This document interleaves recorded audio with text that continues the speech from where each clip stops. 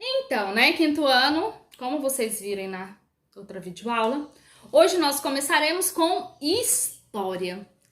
E eu vou confessar para vocês que essa parte da história ela é assim genial. Porque ela fala muito da história do Brasil e como é legal conhecer a história do Brasil. Principalmente nesse período ali, ó, o final do Segundo Reinado, onde acaba o governo monárquico e começa a república. Muito legal, né?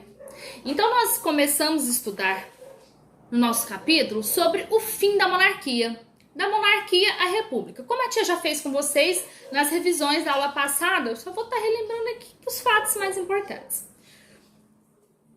Nós vimos que o segundo reinado, ele teve fim com a crise do império. Quem governava nesse período de tempo? Dom Pedro II. Então, assim, o fim do império se iniciou em 1840. Dom Pedro tinha 3 grupos importantes que o apoiavam, que eram os grandes fazendeiros, os militares e a Igreja Católica. Porém, por descontentamento desses grupos, eles deixaram de apoiar Dom Pedro II. A Igreja Católica, com a ordem do Papa, contrariou os interesses de Dom Pedro, ele não quis cumprir e fez assim, vamos dizer assim, fez uma manha, mas acabou que no final ele seguiu as ordens do Papa, mas o interesse da Igreja Católica já não era mais o mesmo.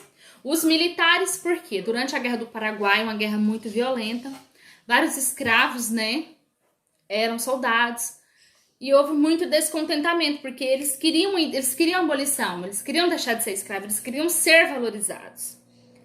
E os grandes fazendeiros, como assim os grandes fazendeiros, tia? Em 1888, no dia 13 de maio, foi assinada a Lei Áurea. O que foi a Lei Áurea? A Lei Áurea foi colocando fim à escravidão no Brasil.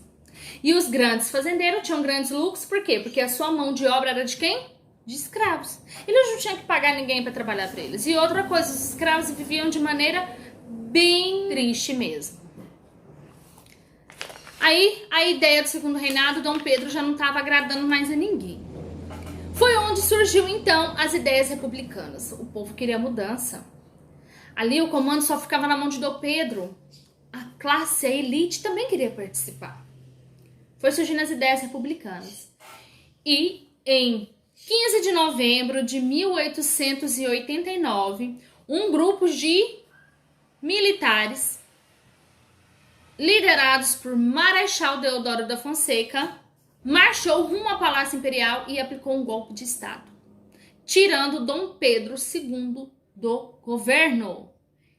Então, quer dizer que acabou a monarquia.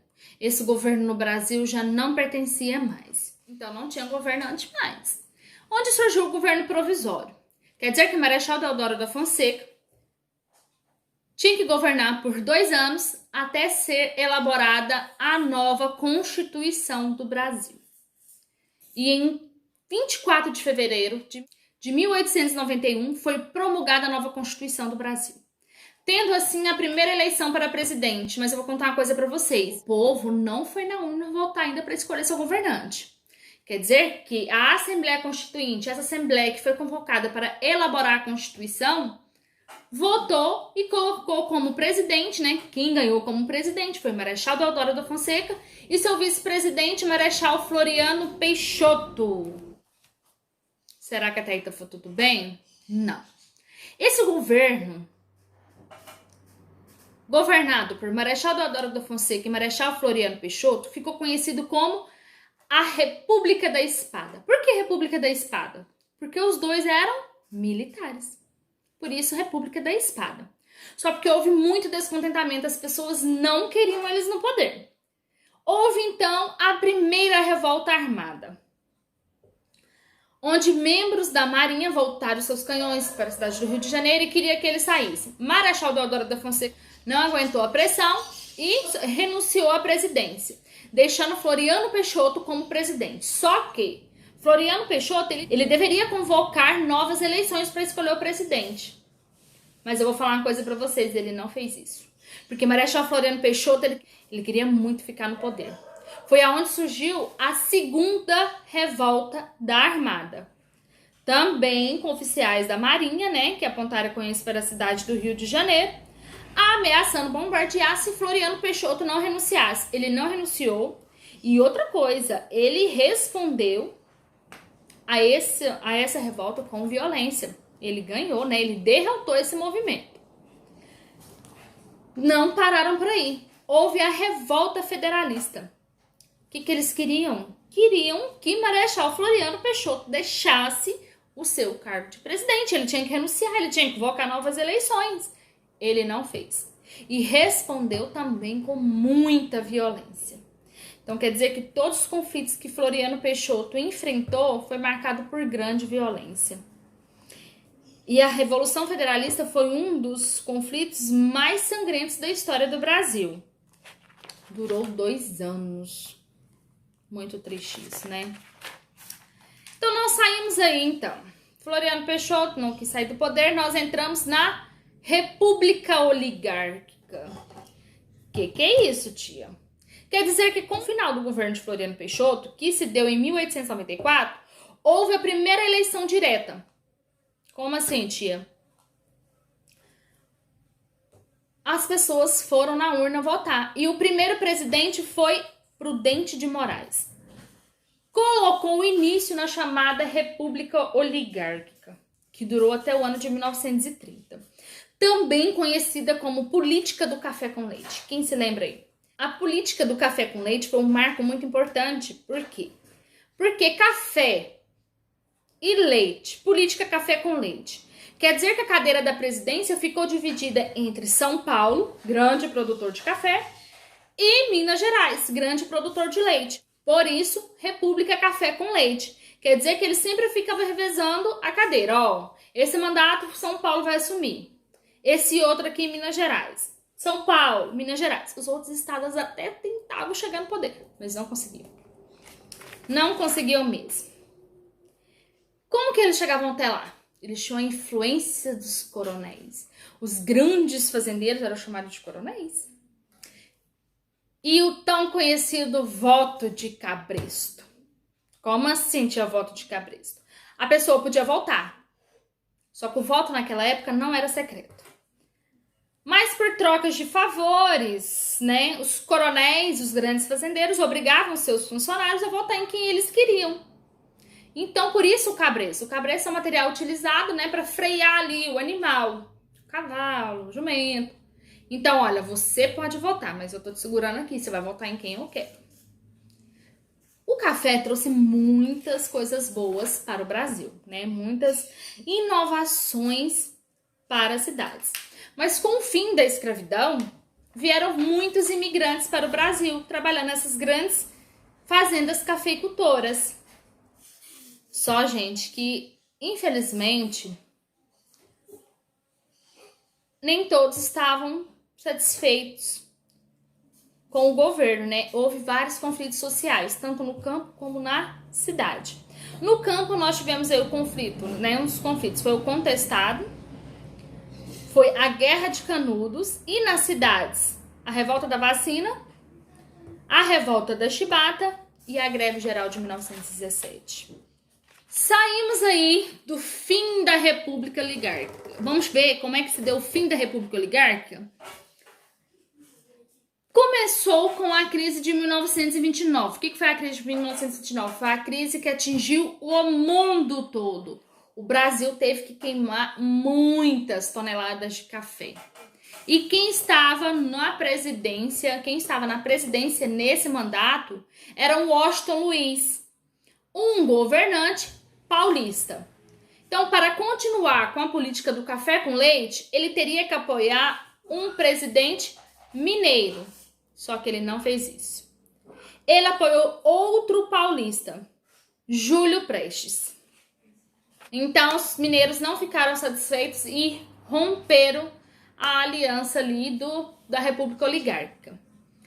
Entrando aí, quem estava, né, na outra chapa, Getúlio Vargas. Gente, só que houve muita bagunça até aí. Porque o vice-presidente Getúlio Vargas, ele foi assassinado. Não por motivos políticos, né? Mas as pessoas não gostaram. Acabou que Getúlio Vargas deu um golpe de Estado e tirou o Washington Luiz do poder. Entrando aí o governo provisório, que durou de 1930 a 1934. E quem governou durante o governo provisório? Getúlio Vargas. Gente, o governo provisório nos dá a ideia que tem que ser elaborado o quê? Uma nova Constituição. Então, Getúlio Vargas exonerou todos os governadores dos estados, colocou, né, pessoas da sua confiança. Fez outras mudanças em que coloca o voto como voto secreto. A mulher ganhou o direito de votar, né? E a criação da justiça eleitoral. Até então havia muita fraude. Foi onde surgiu então a Revolução Constitucionalista, né? Entrou em vigor então a Constituição de 1934. Mas não era todo mundo que apoiava Getúlio Vargas, não. Houve oposição contra ele, né? Surgiu o AIB, né, que é a Ação Integralista Brasileira, que foi liderada por Plínio Salgado, né, que ele desejava instalar no Brasil um governo autoritário, com partido político único, uso da violência e censura nos meios de comunicação. Não é legal. Surgiu também a ANL, Aliança Nacional Libertadora, né, liderada por Luiz Carlos Prestes, que queria um governo popular. E surgiu o Plano Collor. A gente estuda muito sobre o Plano Collor, né? Que foi um plano aí meio que inventado, que os aliados de Getúlio Vargas colocou pavor na população, falando que os comunistas iriam atacar prédios públicos. E assim, a população ficou apavorosa. Foi o que fez. Na verdade, esse plano nunca existiu, né? Foi uma fraude, onde Getúlio Vargas continuou no poder, governando durante o Estado Novo. Quer dizer que, em novembro de 1937, Getúlio Vargas fechou o Congresso Nacional, mandou prender todos seus adversários, aplicou um novo golpe de Estado, o chamado Estado Novo.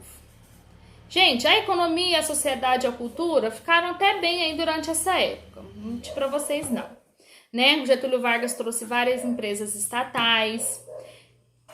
Ele colocou, né, em vigor a leis trabalhistas, o CLT. O DIP, que era o Departamento de Imprensa e Propaganda, era esse departamento responsável em criar as cartilhas que as crianças estudavam em sala. O DIP também censurava tudo que a imprensa poderia falar sobre Getúlio Vargas. E durante essa época, através do DIP, Getúlio Vargas ficou conhecido como o pai dos pobres.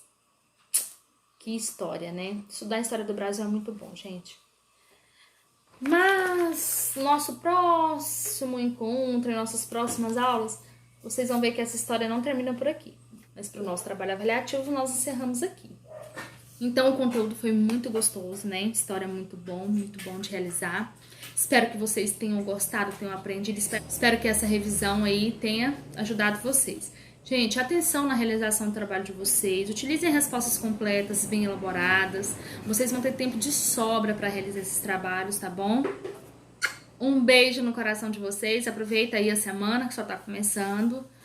Cuidados redobrados. Fiquem em casa. Não saiam, tá bom? Não vamos deixar esse vírus propagar em nossa cidade.